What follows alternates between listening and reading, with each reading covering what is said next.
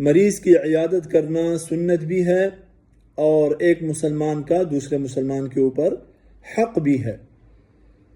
چنانچہ جب کوئی مسلمان دوسرے مسلمان کی بیمار پرسی کے لیے جائے تو اسے کچھ نہ کچھ فائدہ پہنچانا چاہیے، اگرچہ ایک چھوٹی سی دعا کے ساتھ ہی کیوں نہ ہو۔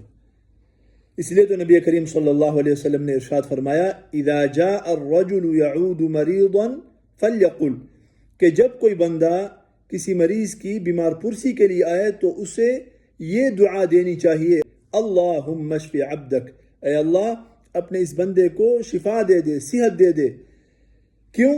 ینکأ لک عدوک او یمشی لک الی صلاح، کہ یا تو آپ کے دشمنوں کے ساتھ لڑے گا، آپ کے راستے میں جہاد کرے گا اگر جہاد کا وقت ہوگا، یا یہ ہے کہ آپ کی عبادت کے لیے چلے گا، آپ کی نماز کی طرف جو ہے نا مسجد چلے گا۔